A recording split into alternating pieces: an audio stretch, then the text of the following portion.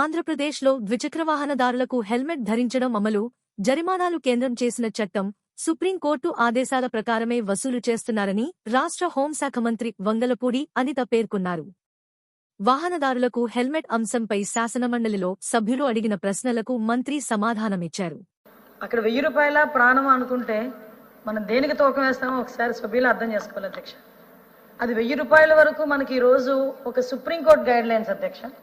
Supreme court guide lines ప్రకారం government of India act లో GO number 21 ఇది ఎప్పుడు ఇచ్చిన జీవో అంటే అధ్యక్ష 21/10/2020లో ఇచ్చిన జీవో అధ్యక్ష. 1000 రూపాయలు ఫైన్ విధించాలి హెల్మెట్ లేకుండా అన్నది.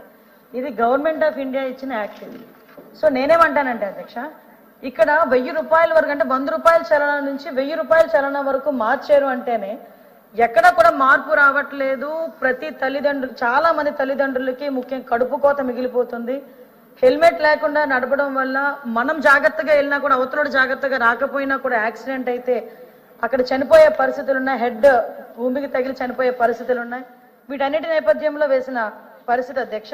ఆ యాక్సిడెంట్ అనేది నిర్లక్ష్యం కారణంగా జరుగుతుందా, లేకపోతే రోడ్డు వల్ల ఏదైనా అన్ఫార్చునేట్లీ జరుగుతుందా, ఇందువల్ల జరిగిన అధ్యక్ష కొన్ని ప్రాణాలు అయితే పోతున్నాయి అధ్యక్ష. ప్రికాషన్స్ తీసుకున్నా, మనం ఎన్ని అవేర్నెస్ ప్రోగ్రామ్స్ తీసుకున్నా, మనం ప్రజాప్రతినిధులుగా ఉన్న మనం కానీ తల్లిదండ్రులు కానీ వీళ్ళందరూ కూడా కొంచెం అవేర్నెస్ క్రియేట్ చేసి ఈ యాక్సిడెంట్ని తగ్గించే ప్రయత్నం కూడా చేయాల్సిన బాధ్యత కూడా ఉంది అధ్యక్ష. నేను ఒకటే కోరుకుంటున్నాను, ఈ రోజు 1000 రూపాయలు ప్రాణం కన్నా ఎక్కువ కాదు. అలాగని 1000 రూపాయలు వేసి ప్రజల మీద భారం వేయాలన్న పద్ధతి కూడా గవర్నమెంట్కి లేదు.